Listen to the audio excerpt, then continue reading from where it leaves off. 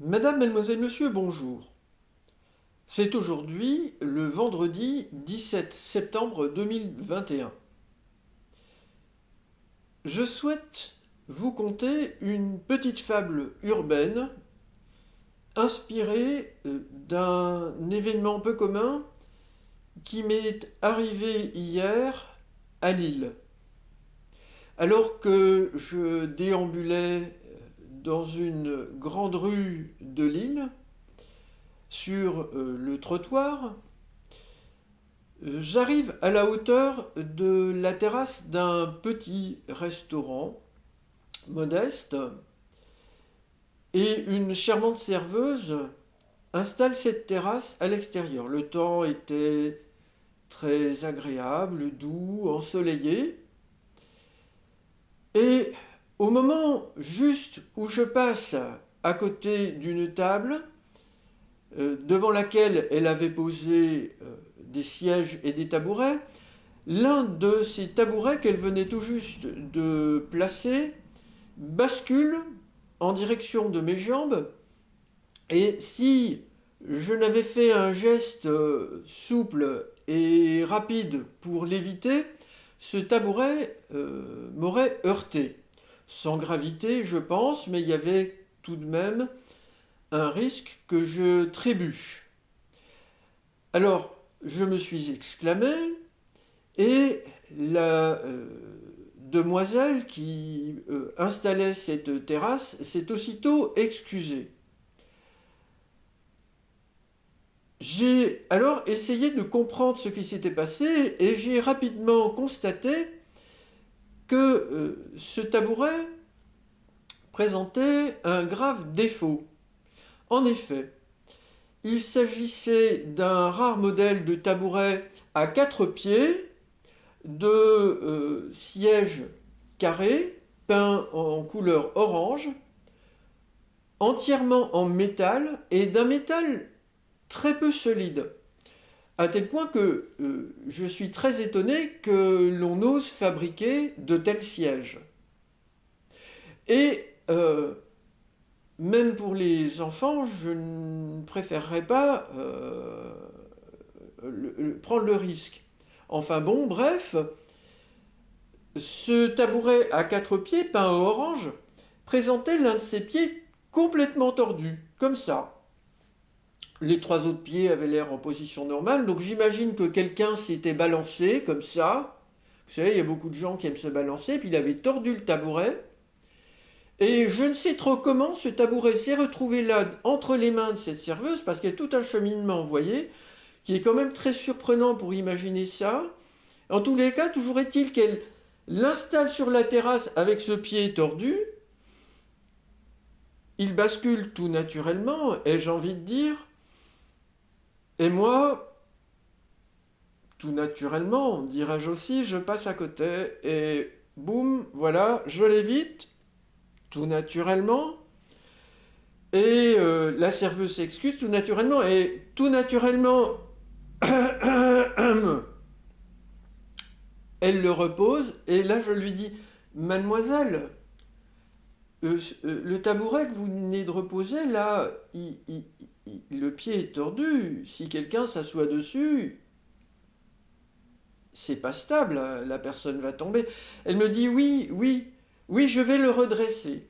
Alors, devant moi, elle redresse le pied du tabouret, elle le retourne. Elle est forte quand même, cette demoiselle, mais ce métal n'est pas très fort. Donc, bizarre quand même. Donc, elle le redresse, et puis elle le repose. Et moi, je lui dis, mademoiselle, mais ce métal, c'est quand même pas très solide. Faudrait quand même pas que ce soit un client de grosse taille qui s'assoit dessus. Et là me vient à l'esprit le détail très important que je dois vous dire, c'est que cette terrasse, elle est installée à côté du restaurant, mais en face d'un autre commerce. Et ce commerce, c'est un commerce de pompes funèbres. Alors là, il devrait y avoir un message pour la demoiselle, c'est-à-dire qu'elle met ses clients en danger avec ces sièges-là. Mais elle n'avait pas d'autres sièges, peut-être, je ne sais pas. Il y avait deux sièges qui m'ont paru normaux en apparence d'un côté de la table, de l'autre côté de la table, deux tabourets en métal de la même fabrication. Et là, je suis quand même très surpris. Et c'est comme ça tout le temps dans notre société.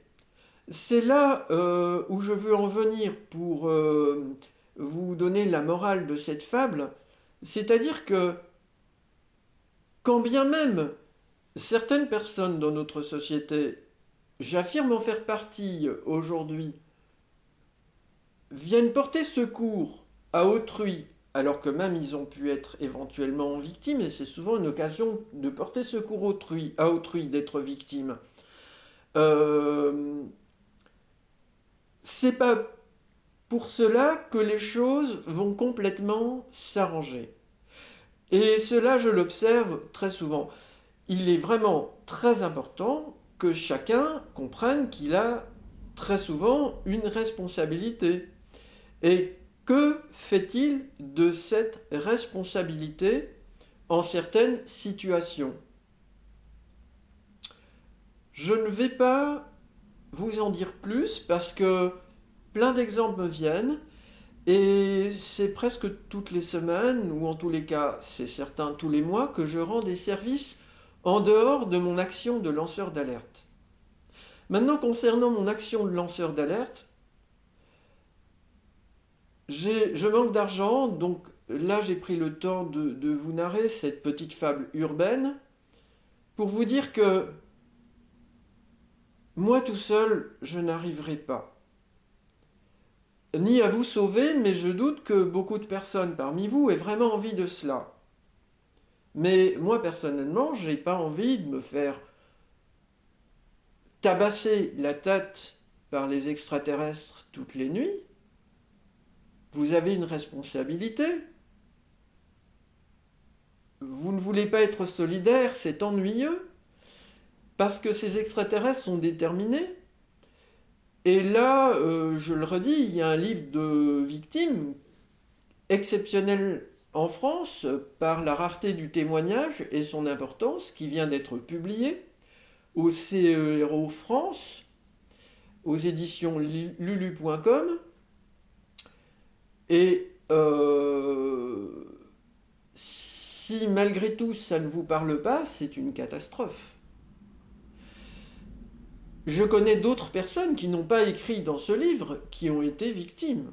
Donc j'aimerais vous dire que ce phénomène n'est pas si rare. Je veux dire, ce ne sont pas 19 personnes, point, qui ont parlé, plus moi, ça fait 20 en France. Qu'est-ce qu'on va faire de 20 personnes, me direz-vous? L'humanité, elle est une ou elle n'est pas. Donc pour moi, une personne, c'est une personne. Et si une personne me dit j'ai été agressé par un extraterrestre, moi je vais être très surpris. Si c'est la première fois que j'en entends parler, je vais noter. Si cette personne me donne des détails de plus, je vais m'efforcer de les retenir. En tant que lanceur d'alerte, j'ai rencontré des dizaines de personnes en manifestant dans la rue, et peut-être plus que des dizaines, peut-être des centaines. Je crois que je suis un petit peu en dessous de la réalité. Mais parmi ces personnes, il y en a qui ont été témoins d'OVNI et il y en a qui m'ont parlé de... Une personne m'a dit s'être fait abducter, on dit enlever, kidnapper par des extraterrestres. Alors était-ce un kidnapping purement psychique ou physique? Je pense que les deux phénomènes existent. Une femme qui était en Afrique, dans un pays d'Afrique avec sa sœur, si j'ai bonne mémoire, a vu un ovni, mais elle disait que tout était étrangement silencieux.